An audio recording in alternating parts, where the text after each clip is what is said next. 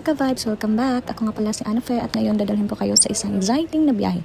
Ang unforgettable trip namin from Palampon to Hong Kong, Macau. Tara, samahan niyo kami sa kwento ng aming adventure.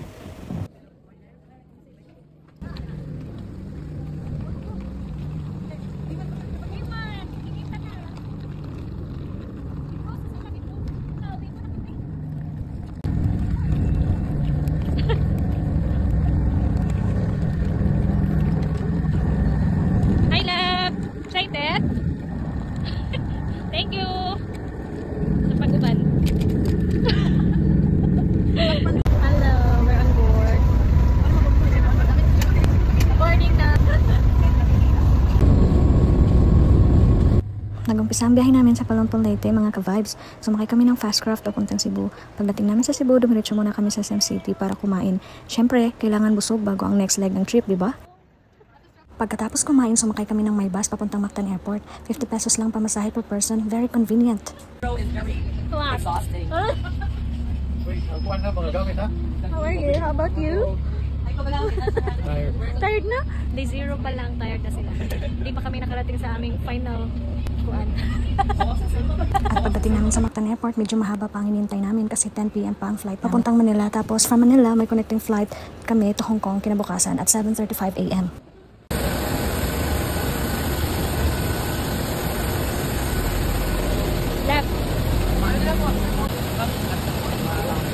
Nakapag-bumirang na, nawala na yung kaba after immigration. Yay! Tuloy na talaga kami. Nung sa immigration kami, grabe yung kaba namin. Akala namin hindi kami matutuloy kaya wala talagang nag-upload ng picture. Hindi namin ina-announce kung saan kami pupunta. Kasi yun nga, nag-aalala kami baka ayaw kaming paalisin ng immigration. Naku po! At sa awa ng Diyos, pinayagan kaming umalis. Ang tanong lang naman ay, ano ang trabaho mo? Tapos, may travel authority ka ba from your employer? Saka, anong gagawin mo doon? At saka, kailan ka uwi? Yun lang po ang tanong sa amin. At paalala, kahit kinakabahan ka, smile ka pa din. Be confident lang para masagot mo ng maayos ang mga tanong nila. So yun nga, ang dinadala nga namin ay passport, tapos travel authority from DepEd, allowance. Yun talaga ang pinaka-importante. At saka yung travel authority kasi hinahanap yun ng immigration. Kapag government employee ka, gaya namin, mga guro kami, kailangan natin yon para mas mapadali at mas mapabilis ang paglabas natin ng bansa. Wala nang madaming kuskus balungos, promise. Sabi nila, pwede naman daw hindi mag-declare na mga guro kami. Pero gusto namin honest kami. At saka, first time namin, baka naman yun lang ang dahilan para hindi kami makalabas, diba? Hello mga kaguro, baka naman magagamit itong information na to soon. Itanong nyo lang lahat ng requirements sa AO natin at sila nang bahala mag-guide sa inyo. Dapat mag-file kayo nito ng Travel Authority 4 months before your flight. Kasi pabalik-balik pa yung mga papel natin. Dahil 3 times yan i-endorse, tapos pipirmahan yan ng ating superintendent at sa regional director. So let's go. Love, dali na. We're not going to our hotel. Hi, Ma'am Rachel. Hello. Hi, love. This is our driver for today. No. Pagdating namin sa Hong Kong, diretso muna kami sa Choin One Hotel para mag-check-in at magpahinga ng kaunti. Pero hindi pa dyan nagtatapos ang adventure namin sa aming Day 0. Sorry, sir. Sorry. Tignay na nga to. It's here. Si Denny ang nakatuod. Here. Hello. I was here. Oh, you were here. You were here.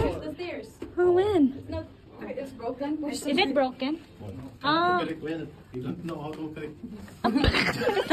Grabe po na yung mga informative illiterates. Kaba po yung magamit ng elevator, oy. Hi. Wala ko. Love. So, After ng check-in, nag-DIY trip kami papuntang Macau. Medyo matagal kami nakalis kasi nalito kami kung saan sumakay at anong sasakyan ng tama. Wala pa kaming naihandang octopus card or anumang pambayad sa bus at MTR. So lesson learned, dapat ready lagi. Pagdating namin sa ferry station, kailangan pa namin mag-register ulit para sa free ferry ticket papuntang Macau. Na-cancel kasi or nawala yung una naming ticket. Good thing, first time visitors kami sa Macau, kaya eligible pa rin kami for the free ride na worth 1,000 pesos kung babayaran natin sa peso. Ang kailangan lang, passport, boarding pass at immigration slip. Make sure na nakapag-register kayo sa website nila ha. 3:30 PM na makasakay kami ng fast ferry papuntang Macau. Pagdating sa port, scan ulit ng passport at face recognition. Ang high-tech.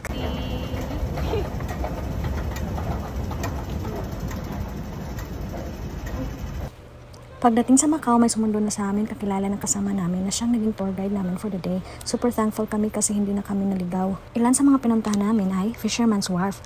Ang ganda ng vibe dito, parang European village. Mga sambahan at old streets, mga casino at hotel. Grabe, sobrang bongga at parang movie scene. At syempre, yung lugar kung saan ang daming free taste, nabusog talaga kami. Thank you, Macau! At syempre, hindi kompleto ang Macau trip kung hindi mo mapuntahan ang mga iconic spots gaya ng City of Dreams. Ang ganda ng lights at atmosphere dito. Grabe, parang nasa futuristic na syudad ka. Venice Canal sa Venetian, sobrang dreamy. May artificial sky, gondola ride at Italian vibes. Parang nasa Europe pero nasa Asia ka lang pala. Perfect talaga for photo ops at lakad-lakad. Kahit window shopping lang, enjoy na enjoy ka na kasi sobrang aesthetic ng lugar. Kahit super pagod na kami kakalakad sa Macau, sobrang sulit pa rin ang lahat ng pagod. Pero syempre, kailangan din namin bumalik ng Hong Kong. Kaya nagbook na kami ng bus pa HK around past 9 PM na yun. Ang bait ng tour guide namin si ate, siya pang nag-asikaso ng pagsakay namin. Pero bago kami sumakay sa bus, nauhaw ako ng todo. Ang saya kasi dinala po ako ni ate sa loob ng casino para kumuha ng bottled water. At hindi lang isa ha, dinamihan talaga namin kasi uhaw na kami lahat. Pagkatapos noon, sakay na kami ng bus at nagbayad kay ate. Akala namin chill na, pero hindi. Pagdating sa unang stop, takbuhan agad. Kailangan pala namin mag-register ulit na paalis na kami ng Macau. Binigyan lang kami ng 15 minutes ng driver. Tapos, ang layo pa ng immigration. Buti na lang nakahabol pa kami. Pero hindi pa dyan nagtatapos. Pagdating sa second stop, HK Immigration naman, need ulit mag-scan ng passport at syempre, takbuhan na naman. Sobrang layo kasi ng pagitan ng parking ng bus at ng immigration. Para kaming sumali sa Amazing Race. Hay nako! Pagdating namin sa Hong Kong, medyo lost na kami. Di na namin alam kung saan tutungo. Buti na lang may nakasabay kaming kababayan na taga-Samar din. Sanay na sila sa HK, kaya sila ang tumulong sa amin makasakay sa MTR. Sobrang thankful kami kasi kung hindi sa kanila, baka hanggang ngayon gumagala pa rin kami sa Hong Kong. Pagkababa namin sa MTR, sumakay pa kami ng bus, M310 ata yun. Nakalimutan ko na talaga kasi super pagod na. Basta yun na yung last ride namin pabalik sa hotel. At pagdating namin, boom! Knock out kaming lahat. Tulog agad. Wala nang hanash, wala nang gala. Higa lang, din tulog.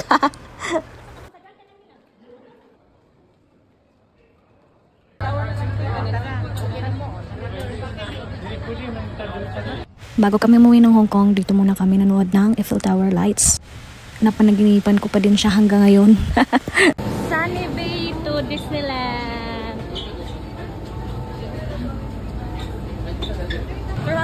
Uy, bago ko saan ka na eh. Balik mo na. Ay? Picture to Ma'am, picture tayo dito ba sa train? Ano sa? Ticket sa? Ambot? Ilang naman ka picture?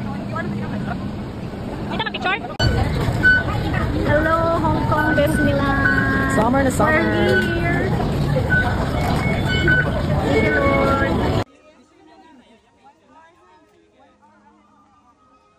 Day 2 na ng trip namin mga ka-vibes. At syempre, isa sa pinakahinihintay namin ang pagpunta sa Hong Kong Disneyland.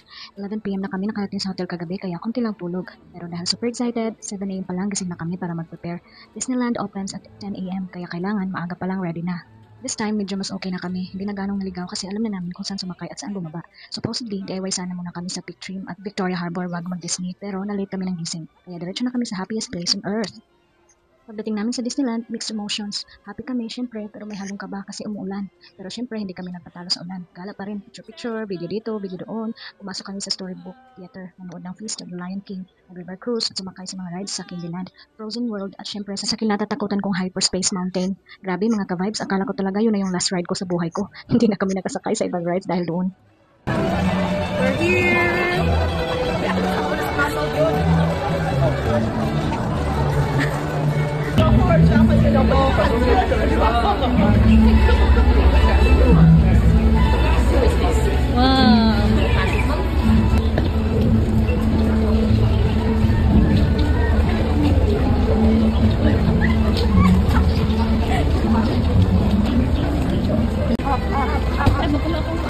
Uy, mag-picture tayo sa Disneyland City mo. Uy, manapay ka. Ada, ate. Hi everyone! We're here at Hong Kong Disneyland!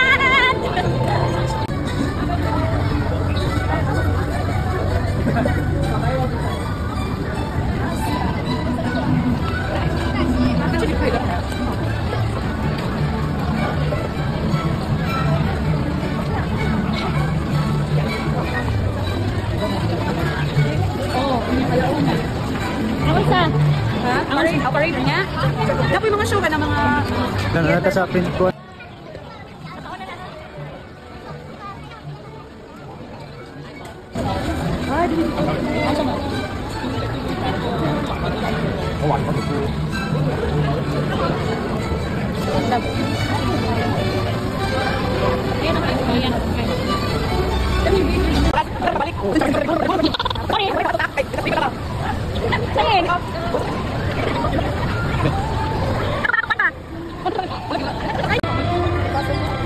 The Castle. Sa movie ko lang nakikita. Here natin. Ano na?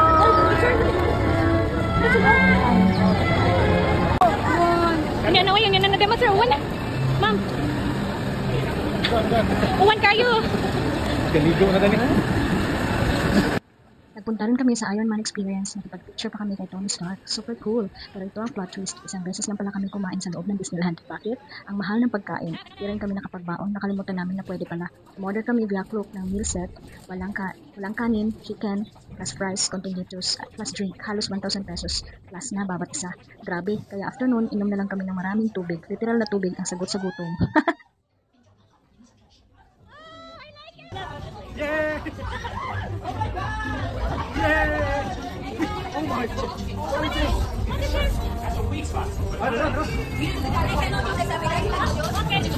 Jacob Imposter people, I don't want these hitting likes. I want love.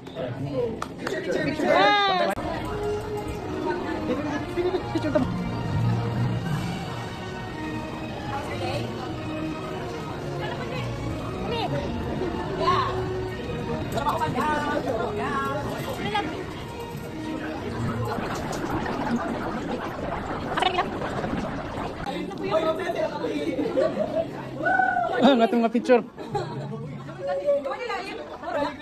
Mani. Uy, ang sarap. Grabe kong ulupad. Uy, abi na matanggal. Uy, piling ko na ako. Mahulog na. Mas worse na pa. Uy, nahulog ako din. Wala pa guys. 女士们、先生们、小朋友们，欢迎来到迪士尼故事剧场。由于场内灯光昏暗，请各位小心台阶，请勿奔跑。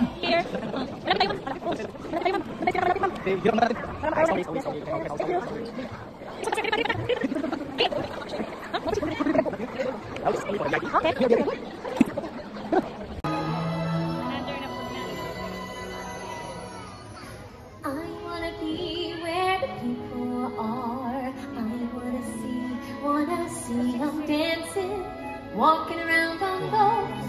What do you call it? Oh, beat, flipping your fins. You don't get too far of where they stay all day in the sun. So I'll read a book or maybe like a live out my life. What would happen to spend a day warm on the streets of books if I have time to spare? Landing or flying or passing, flashing and reeling, and finally when there's a calling and the sky is clear and bright, I will fly, chase the wind and touch the sky. Na, na, na, na, na, na, na, na, na, na. I will hear that every 咪走咯，朋友仔！我要翻入去繼續揾啊！過嚟。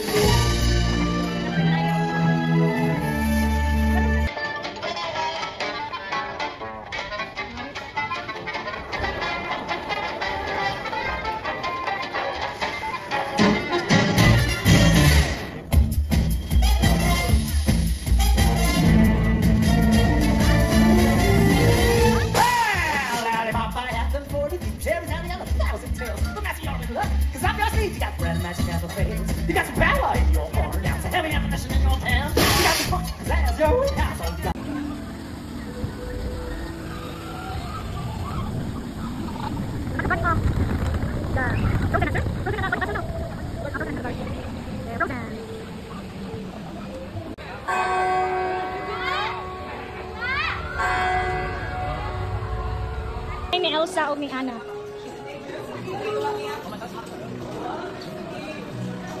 The Palace. Oh, di ko. Okay. Hindi na pwede. Nag-tour na lang pala kami mga ka-vibes kasi hindi na kami sumasakay sa mga rides. Nakakatakot na kasi, nakaka-phobia. So, ito pala yung Tarzan's house. Andyan sa Trio. Tarzan's Treehouse. Napakaganda dyan. At yan yung isang ride na hindi rin namin sinakyan kasi feel ko parang mahihilo ako tsaka nasusuka. At dito namin sa pusa.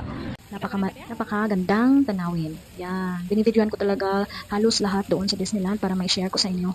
At kitang-kita nyo naman ang kalinisan, hindi ba? Wala po kayong makikitang any plastics sa grounds nila. Meron lang mga leaves kasi maraming trees doon. So, friendly advice lang po pag magpunta kayo ng Disneyland at kung kulang yung mga budget nyo, magbaon na lang kayo para hindi kayo magutom gaya sa amin. Super gutom talaga kami at saka sobrang na-miss namin ang rice kasi lahat ng mga o-orderin natin dyan sa kanila walang rice po. So, kailangan nyo pong magdala ng rice pag magpunta kayo doon. Lahat ng ginawa namin dito sa Disneyland ay bayad na po ito. Kasama sa package namin na worth 27,999. Sa 27,999 mo, meron ka ng hotel, meron ka ng Disneyland, meron ka ng city tour.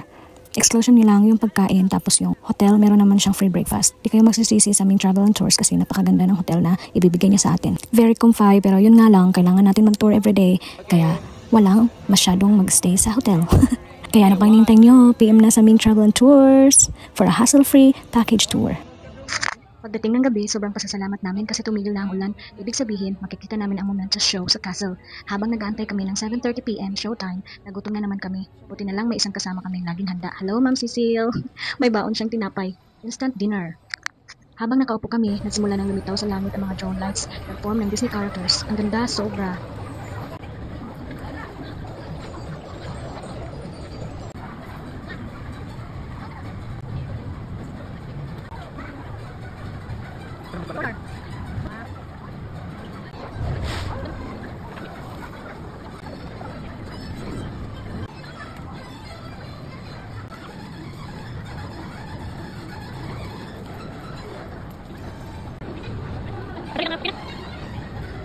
After the drone light show, naglakad-lakad muna kami ni Habi. Tumingin-tingin sa paligid, sinasamsam yung ganda ng tanawin. Medyo matagal kasi nagsimula yung fireworks sa castle, kaya andito kami ngayon. Palakad-lakad lang, emote-emote, choring. Salamat, Habi. Grabe, shortcut ko na lang kasi simula pa lang ng fireworks until natapos. Grabe yung sigawan namin. Naubos yung boses ko kasi daw. Thank you so much, Hong Kong Disneyland. Good morning mga ka-vibes. Well, actually late morning na. Na-enjoy namin sobrang Disneyland kaya late na naman kami nakauwi. At syempre late din nagising. Ang sarap pa sana matulog. Kaso may naghahantay na pala sa labas ang tour bus for our day 3 city tour. Grabe, nagalit na sa amin yung tour guide namin. Malaki ang bus, madami kami. May tour guide din na masipag magsalita habang nasa biyahe kami tungkol sa culture, laws, history at fun facts ng Hong Kong. Informative din pala. Pinasyal kami sa mga iconic na lugar gaya ng highest, second highest at third highest buildings sa HK. Grabe ang views. Natapos ang tour around 2 PM. Plano pa sana namin mag-DIY papuntang Ngongping para maranasan ang cable car. Kaso naisip namin na 2 hours pa ang biyahe papunta. May 11 PM flight kami pabalik na Manila. So nagkasundo na lang kami na bumalik sa hotel para mag-check out at magpahinga ng konti. Mga 6 PM sinundo na kami ng tour agency. Airport. Excited na kami umuwi kasi aminin naman natin. Nakakamiss talaga yung rice, guys. As in. Lift. It's not a lift. Toilet! I thought it's an elevator. Yes, hi! See you again soon, Hong Kong! See you, Hong Kong! Bye, Hong Kong! Oh, dito pe! Bye-bye! International! Uy, asat! Uy! Ayun! Oh, dali. Katawan! Video! Bye, Hong Kong! Thank you, Hong Kong! First international flight! Yes! Where's next? Kuan lang, Philippines. Philippines! O, bita, wala mata sa...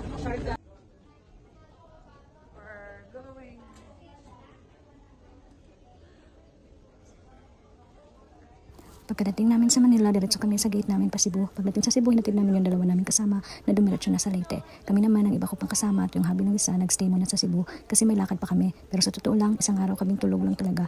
Isang beses lang din kami kumain, more on pahinga. Grabe ang pagod, pero kahit puyat at pagod, nakangiti pa rin. At syempre, gusto ko lang magpasalamat sa Panginoon. Thank you Lord sa safe na biyahe papunta at pauwi. At isang malaking shoutout, thank you sa aming travel agent, Ming Travel and Tours. Kung hindi dahil sa kanila, hindi kami makakarating dito. Sobrang bait, sobrang ayos ang arrangement at hulugan pa ang tour package namin. Salamat Salamat talaga, Richie Mary Ponte. At yun mga ka-vibes, nagkabuhan na aming Hong Kong Macau trip. Pagod, pero masaya, nakakapagod pero worth it. Kaya kung kayo may travel goals din kayo, ipag-pray nyo lang, pag-ipunan nyo, at baka sa susunod, kayo na ang gumagawa ng vlog na ganito. Huwag kalimutan mag-like, comment, at subscribe kung nagustuhan nyo itong travel series namin. Kita-kita sa next adventure. This is Ana Fe, ang nagsasabing, pag may magpautang, umutang ka. See you, bye-bye. Thank you for watching.